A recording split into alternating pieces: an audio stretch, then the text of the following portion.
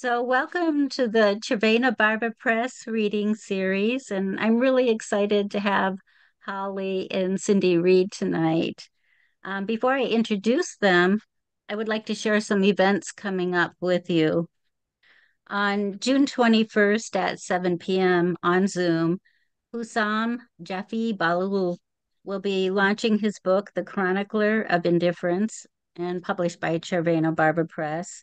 On June 26th, we have readers Jennifer Clairvaux, George Kalogeris, Susan Roney O'Brien, and Cami Thomas reading, and that also will be at 7 p.m.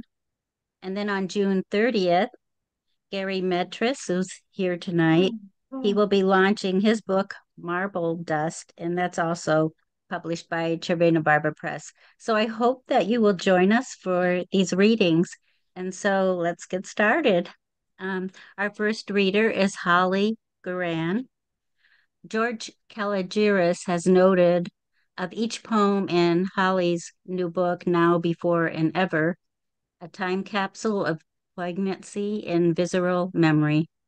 She is also the author of Twilight Chorus, A River of Bones, and two chapbooks. Curator of the well-known series Roxie Reads, Holly is the recipient of a Mass Cultural Council Fellowship. Her poems have also appeared in numerous journals, such as Salamander, Poet Lore, Poetry East, and many other journals. And I give you Holly. Thank you. So glad to be here. And thanks to the press and to, as I said earlier, to all your work, your hard work over the years. You've really made a huge contribution to the poetry community. I'm excited to be hearing Cindy's work and reading with her. So I'm going to be reading mostly from my new book, Now, Before, and Ever, but also three newer poems. And I'm going to just start with one newer poem, fairly new, that is a pantoum. And it takes place in Etruscan times, 2,000 years ago. The Etruscans were very creative and interesting folks. And, they had some beautiful artwork. And the Romans kind of took over took them over and they sort of faded away. But the Romans liked them because they could predict futures and do interesting things. And so the Romans used them that way. So this is called Etruscan Woman at the Banquet. In my vivid reds and oranges, I recline, leaning into my husband's body. I sip wine, the young man pours. The lyre's notes invite me to dance. Leaning into my husband's body, I am fluid, free of cares. The lyre's notes invite me to dance. How unexpected the vision comes. No longer fluid, free of cares. The vision came unexpected.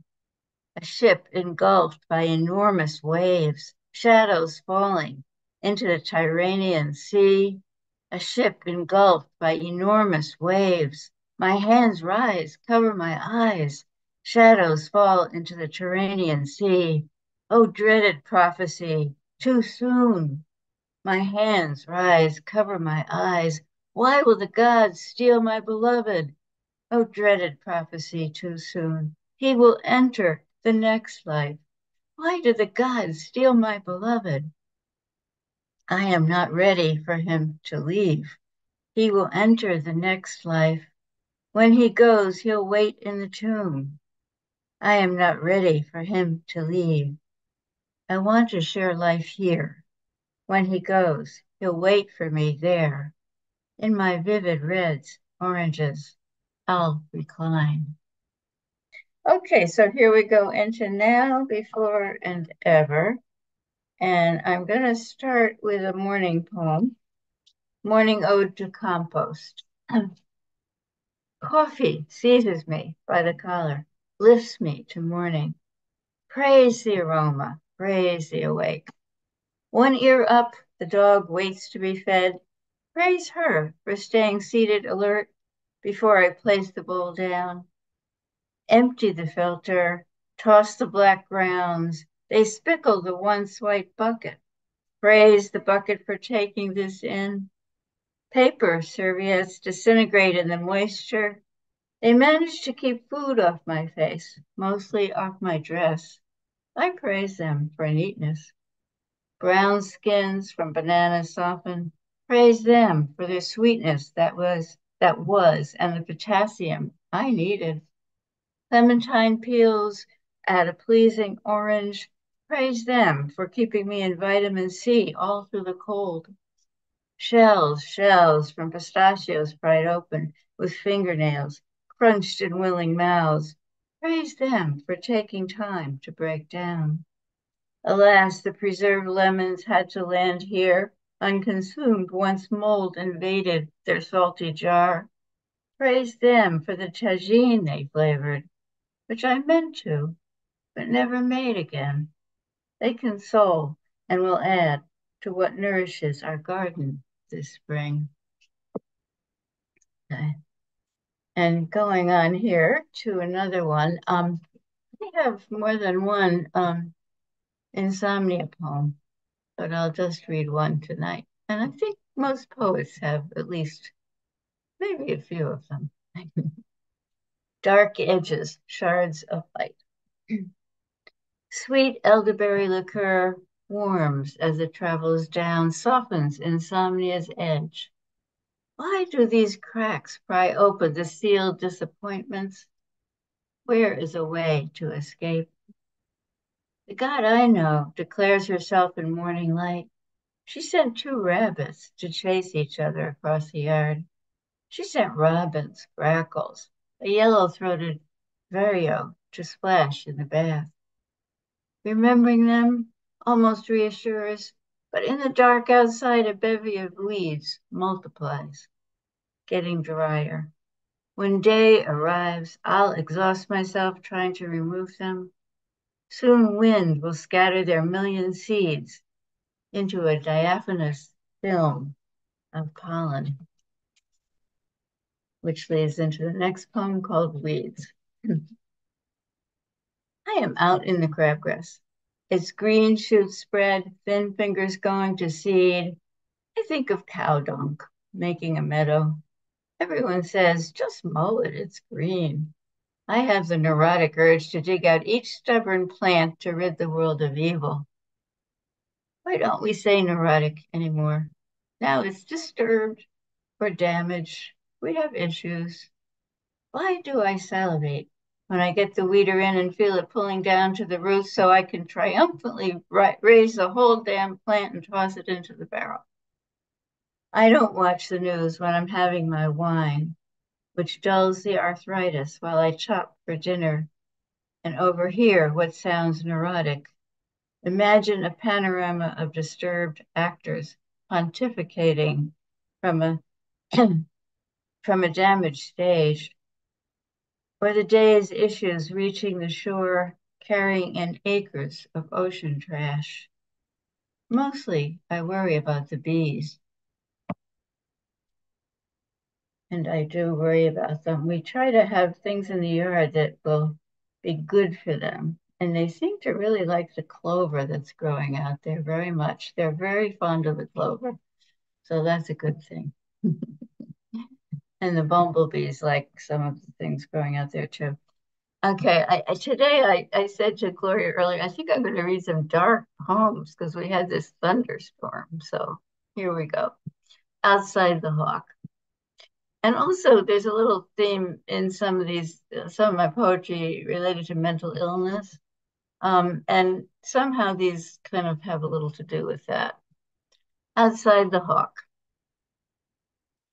Where will he land? Soon soft snow will be a peaceful rug. The hawk will hover, seeking to enter. I have shut each window, tightened every lock. I know the tree where he will wait, poised. I know the window he'll choose. I know how his sharp talons grip and eviscerate.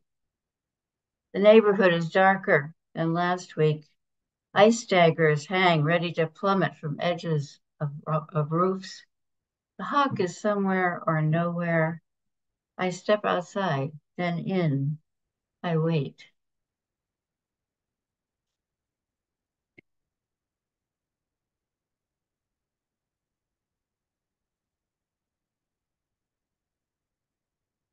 The next one is Esperance. It's related to when you're doing a lot of traveling, a lot of road travel.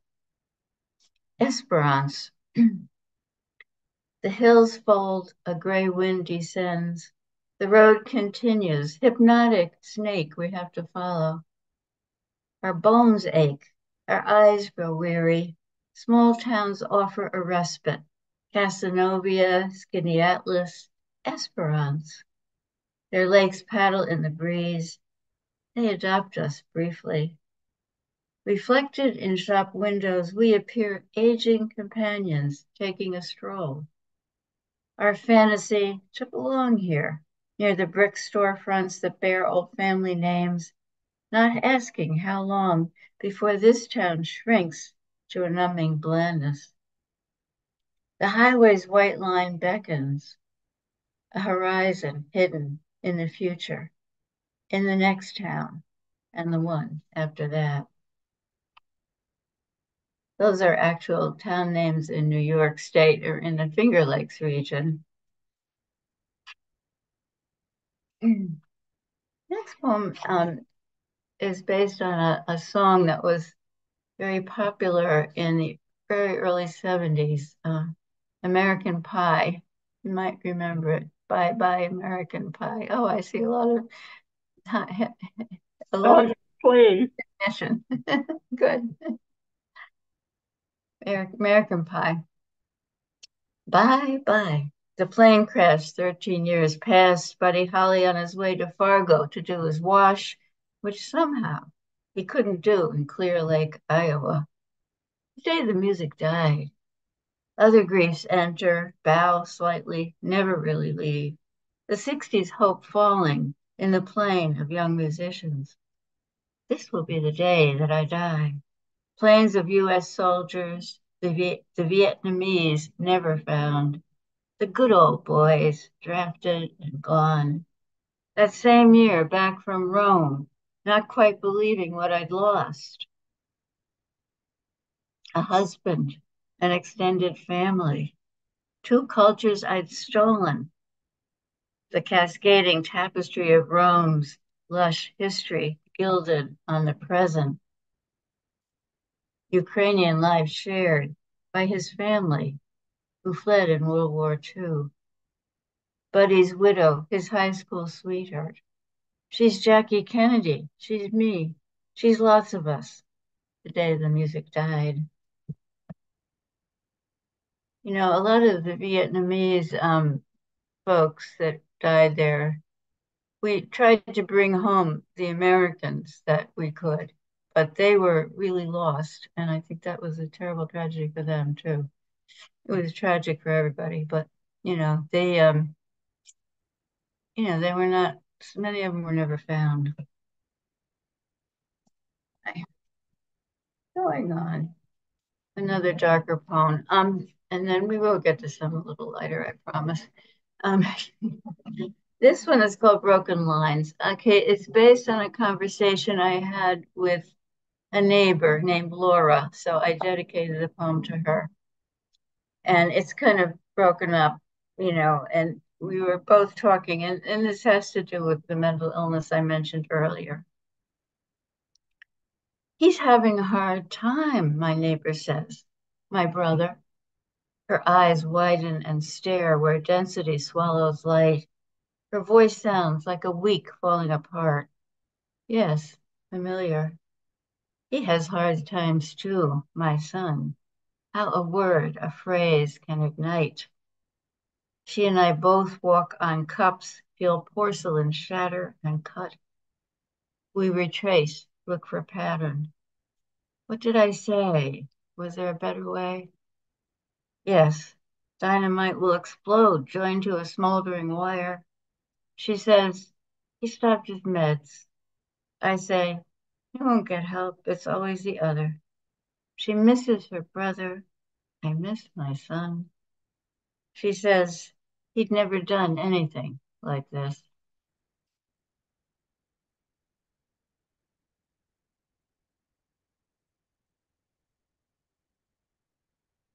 Now we're going on to, oh, this one isn't so cheerful either. Tears Anatomy. Stones rise from my belly into my chest to press water from my eyes. Soon to have cataracts excised so I can see clearly. Not seeing all those years with some kind of veil removed, now the boulder of truth invades, which would be release, but is instead grief, so large it leaks around my world's edges. Apologies only comfort, truth, but a boulder does not leave its grassy hill easily. It digs in, determined to lean hard, even when I raise the shades. And I'm going to do one more from the book, and then I'm going to close with two newer poems that are not in the book. And this one relates to our dear dog that we had for about 17 years, who had to be put down a couple of years ago. Yeah, he really had a long life. Lentils, and this was written during Lent, the time of Lent. Lenten sprouts between the cracks. Between cracks of memory, much lingers. The present floats up with its daily repetitions. Beneath it, the dreams. I am stroking the soft hair under my dog's chin. My brain sends pleasure to my fingertips. Although she's recently gone, we chose this, resting at peace in the garden. In the dream, her sigh of contentment soothes the discomfort from a tooth my dear dentist will soon claim. It will go the way of what is beyond saving. Or will the tooth remain whole past the time of my body? Will our dog's teeth stay in the garden? Will I be redeemed? Then I'm going to end with two poems that are newer, and they're not long. The first is called Autumn in the Land of Uncle's Farm. Apple blossoms turned to fruit, filled the window well at home. Precious crates, for weeks they held the juice, mostly Macs and sometimes Northern pies that left me with a taste for sweet. Those crates I sat in riding down the ramp with cousin Jim, first love. How old were we to catch us if the carts capsized, our parents stood beside? Those loved ones all live on in mist that drifts high above the orchard. Below, the new crop is in. Someone else's uncle drives the truck, hires the men to pick and pack, then sends the harvest off to realms unknown. And then the last one is a short one, which is called Fur of Dreams. Time chases you to the grave, a game of tag, time always wins. Tourist on a speeding bus, you check off countries and tasks, not inhaling the bouquet of local wine, the misty scent of salt water, your brain adept at vainly worrying an unknown future and past. But pause, and your gaze circles the room, the seascape, the galaxy, where slowly your breath finds depth in the quiet. So,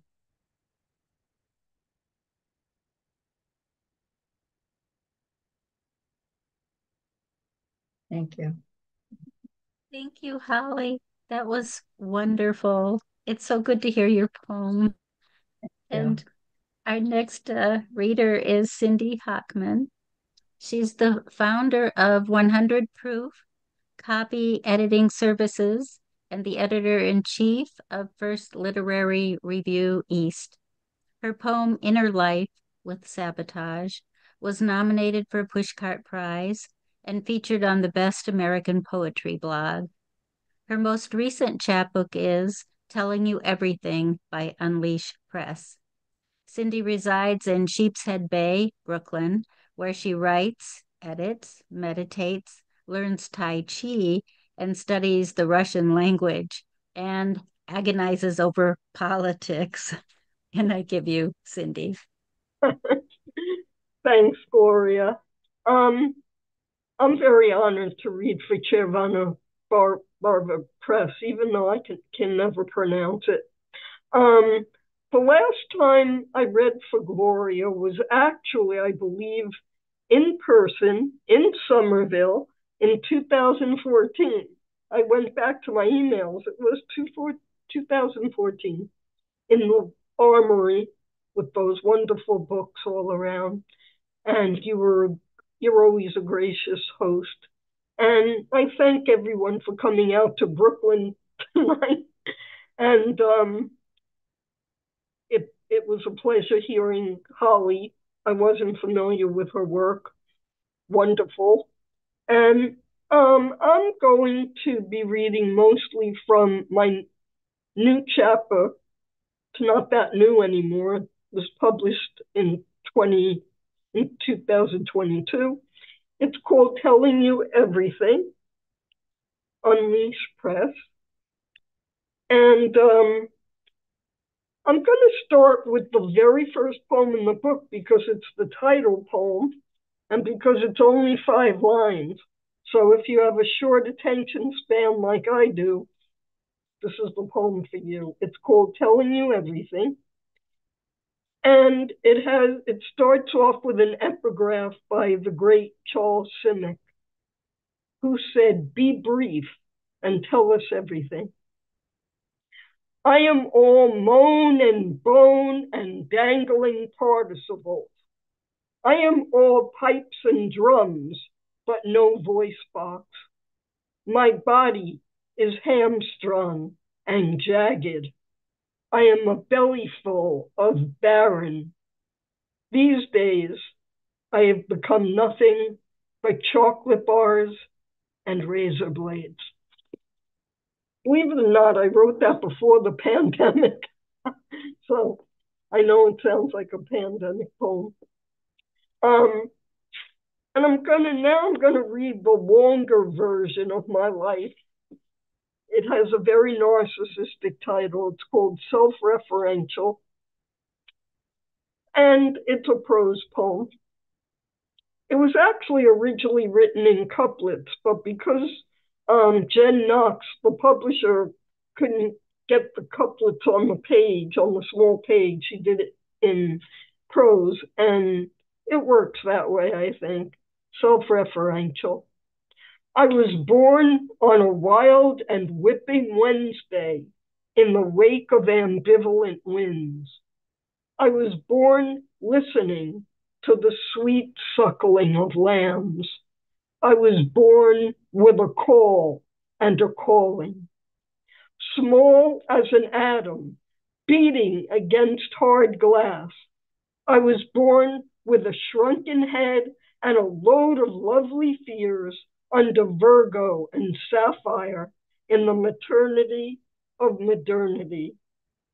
I was born green with analysis, with pomp and poems and the ties that blind. Child of Pushkin and Pasternak, cold as Siberia, hot blood of Ukraine. I have hovered between illness and ego, pus and shiver. I've been low girl on the totem pole. I've been something seismic and cosmic. I've been engorged, entrenched, enjammed, encumbered. I've scratched your back and you've scratched mine. I've released my birth certificate and my taxes. I've held my bound feet to the fire. I have basked in the glow of the glare of the spotlight. I've spit blood through gnashed teeth. I have licked myself into a frenzy. I've soldiered on. I've melted down. I have walked with a full heart and bulging discs. I have made love to damaged men. I've twitched in my fickle and faithless flesh. I've thrashed in my nondescript skin. I have filed my summons and complaint. I've testified at trial. I've been Exhibit A. I settled my case while the jury was out. I've weighed myself on the scales of justice. I have woken with a wooden spoon in my mouth. I've dug in, I've bowed out. I've coveted the wine. I've dreamt of diamond ravens beckoning me with their jeweled beaks. I have walked on rickety sticks. I have seen my lips lose their gloss. I have melted into water, into waste. I've drowned in moot pools. I've sputtered, gagged, tottered, and guzzled. I've choked on the hellish bones of madness. I have become the calcified bride. I've made plans and heard God sneer. I've watched my country split its seams, and everywhere I've walked, I've stepped in grief.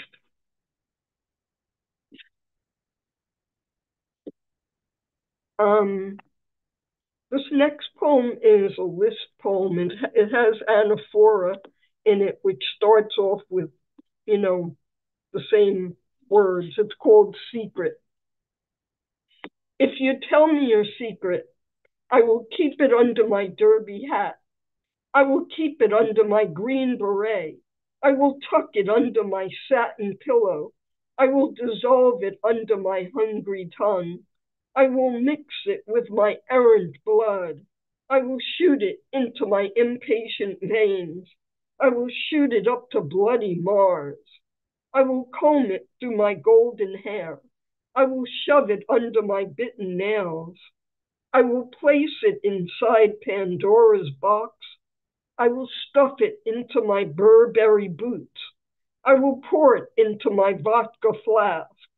I will stick it into the thorn in my side. I will whisper it to myself at the end of the day. I will recite it in my devout prayers. I will lay it down on a wooden bier. I will shape it in my careful hands and make it into a glorious poem, or a Gloria poem.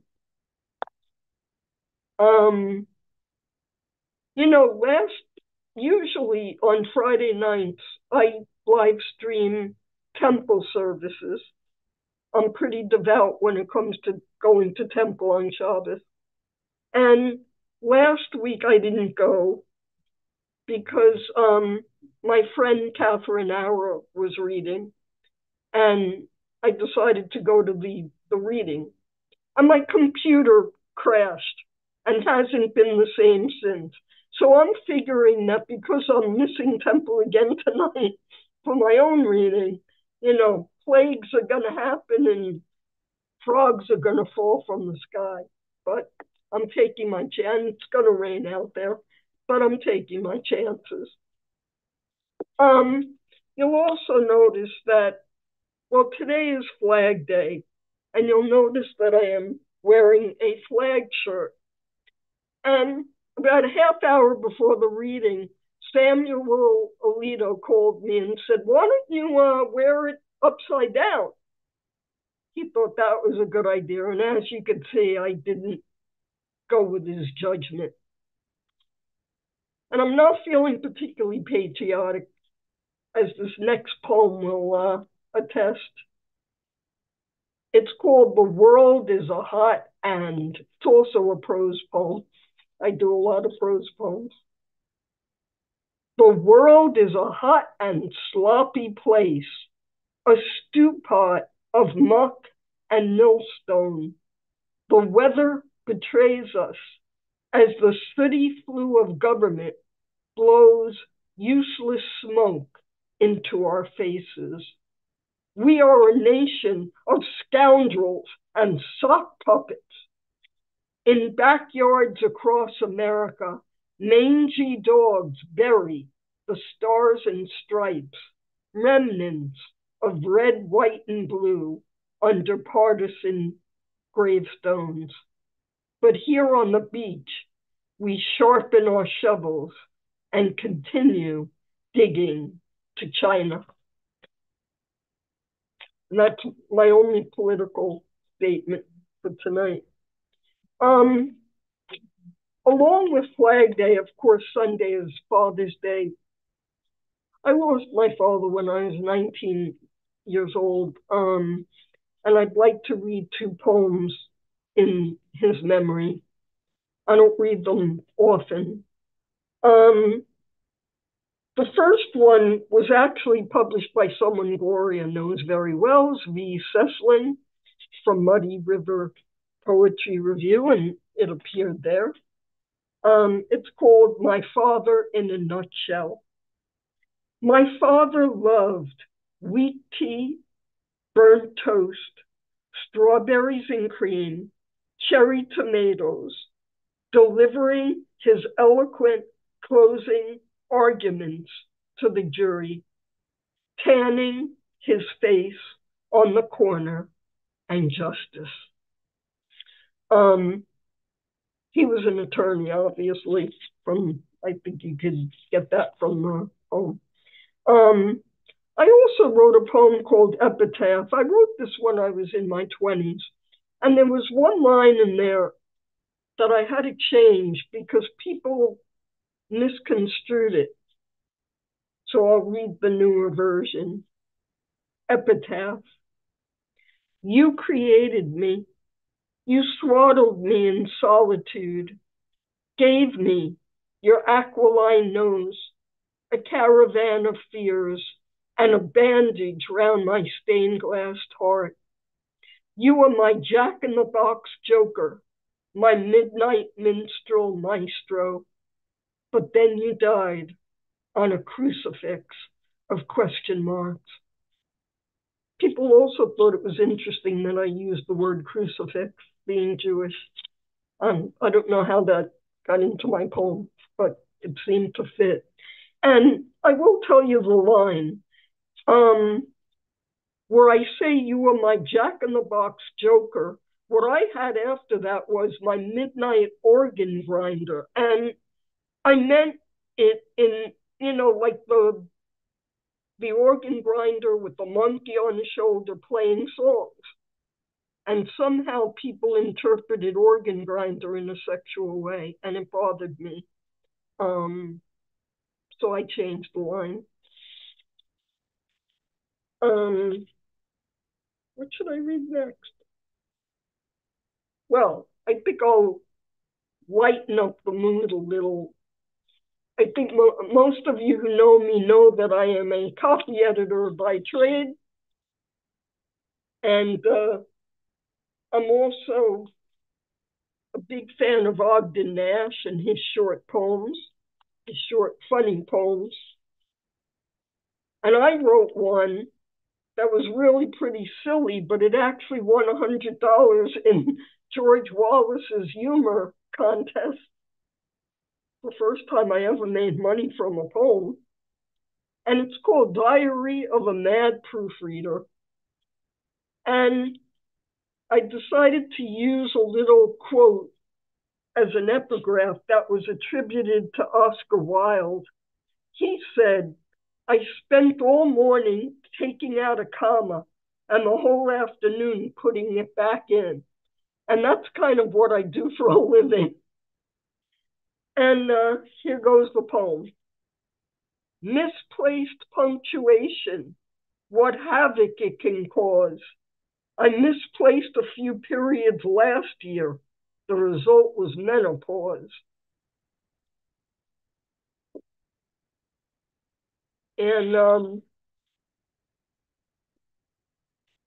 it was more than a few years, obviously. I'm going to read two more poems from the book. This one is, I was doing an I Am the Girl series. Every poem started out with I Am the Girl. And this is I Am the Girl travel version that I wrote during the pandemic. I am the girl with the bon voyage eyes. I am the girl who is waving goodbye. I am the girl with the contraband in her backpack. I am the girl who won't take off her shoes. I am the girl who won't wash her hands. I am the girl who put the tower in your Eiffel. I am the girl who put the cockney in your bollocks. I am the girl with Stockholm syndrome. I am the girl who sold you that bridge. Brooklyn Bridge, obviously. I am the girl who prays for Palestine. I am the girl with a boatload of baggage. I am the girl who never leaves home without it. I am the girl who doesn't go very far. And the last poem, I started off with the first poem in the book, so I'll end off with the last poem in the book. And this is the one that made it to the Best American blog, Best American Poetry blog. It sort of took on a life of its own. It's called Inner Life with Sabotage. This poem will be intentionally vague. Candle wicks flicker, chemicals misfire, crossed wires refuse to untangle. Sometimes I slip into something less comfortable. Carousel horses and streetlights make me weep deeply. My handsome father's death has turned into stilted breath. My benevolent brother's death is still caught in my throat.